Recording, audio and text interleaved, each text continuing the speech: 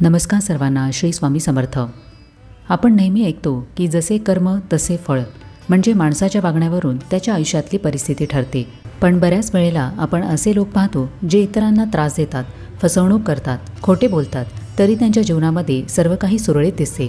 पैसा आहे, ऐश्वर्य आहे, गाड्या आहेत, समाजामध्ये मान आहे. मग मनामध्ये प्रश्न येतो की हे लोक चांगले वागत नाहीत तरी सुखी का दिसतात? ही भावना फार नैसर्गिक आहे, विशेषतः जेव्हा आपण स्वतः प्रामाणिक, नीतिमान, मेहनती असतो पण तरी अडचणींचा सामना करत असतो. मग अशा वेळेला मनामध्ये असंतोष निर्माण होतो. तर आजच्या व्हिडिओमध्ये आपण हेच पाहणार आहोत की काही लोक वाईट वागतात तरी त्यांच्या आयुष्यामध्ये सुख का दिसते. या प्रश्नाचे उत्तर खोल आहे, पण जर आपण समजून घेतले तर आपल्या मनाला नक्कीच शांती लाभेल. तर चला व्हिडिओला सुरुवात करूया. बाह्य सुख आणि आंतरिक शांतता यामध्ये फरक आहे. आपण जे सुख पाहतो ते बहुतेक वेळेला बाहेरून दिसणारे असते, गाडी, बंगला, पैसे. पण याचा अर्थ तो व्यक्ती खरोखर शांत आहे, समाधानी आहे असे नाही. अनेक वेळेला ज्यांच्या चेहऱ्यावर हास्य असते त्यांचे मन आतून अस्वस्थ असते.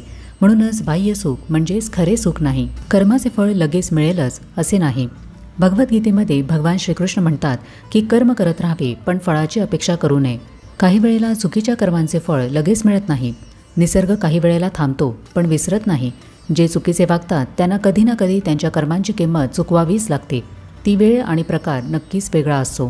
आपल्या शास्त्रानुसार आपल्या आजच्या जीवनातील काही सुखद किंवा दुःखद परिस्थिती ही पूर्वजन्माच्या कर्माशी संबंधित असते. जे आज चांगले वागत नाहीत पण तरीही ऐश्वर्य उपभोगत आहेत ते कदाचित त्यांच्या पूर्वजन्मीच्या सत्कर्मांचे फळ उपभोगत असतील. पण हे फळ संपले की नंतर काय होईल हे त्यांच्या सध्याच्या कर्मावर अवलंबून असते. स्वतःच्या मार्गावर नेहमी श्रद्धा ठेवा.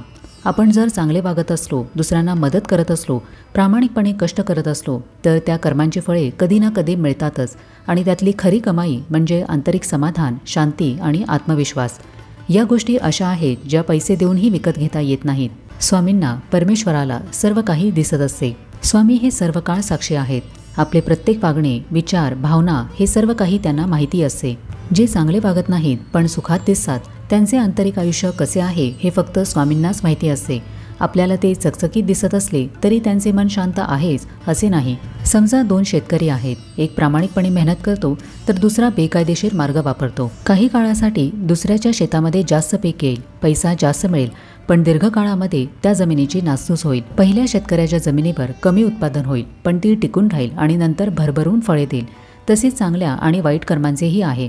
आपण जर सतत दुसऱ्यांच्या जीवनाशी तुलना करत राहिलो तर आपले समाधान आपोआप हरवते आणि हीच गोष्ट आपल्या मनाला अस्वस्थ करते. तो चुकीचे वागतो पण सुखात आहे, मी चांगले वागतो तरी त्रास का, असे विचार मनामध्ये आले की आपण आपला आत्मविश्वास गमावतो. चांगले वागणे ही एक शक्ती आहे.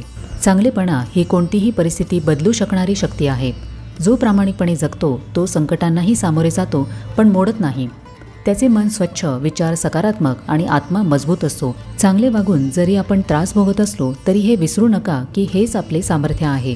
काही जण वाईट वागत असून सुद्धा सुखी दिसतात पण ते क्षणिक आहे. दीर्घकाळामध्ये सत्य हे उघड होतेच. देवाचे, स्वामींचे गणित हे माणसाच्या डोळ्यांनी समजण्यासारखे नसते.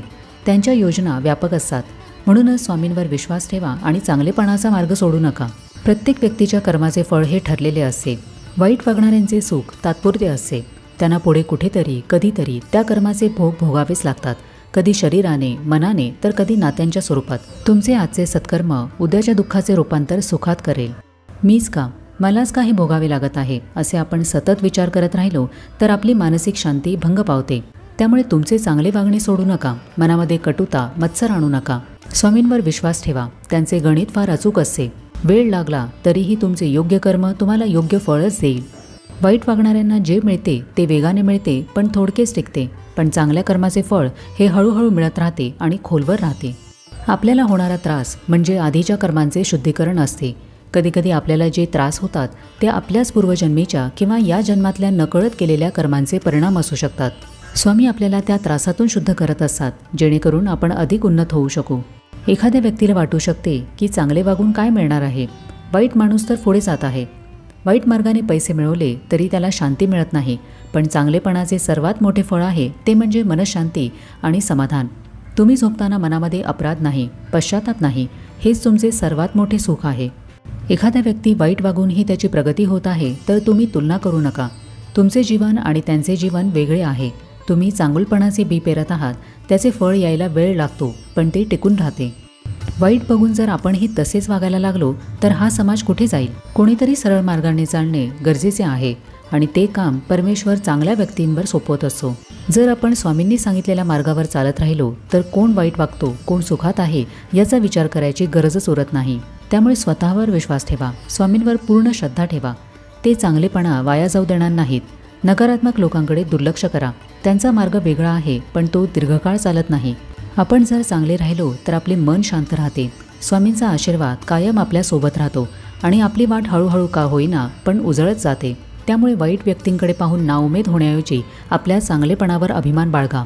स्वामी आपल्या सद्वर्तनाचे योग्य फळ योग्य वेळी देतातच. तर आजच्या व्हिडिओमध्ये आपण हे पाहिले की वाईट वागणारे लोक सुखी का दिसतात, यामागे काय सत्य आहे. तर कसा वाटला आजचा व्हिडिओ हे मला कमेंट करून नक्की सांगा. आपण भेटूया आता पुढच्या व्हिडिओमध्ये. तोपर्यंत सगळ्यांना श्री स्वामी समर्थ.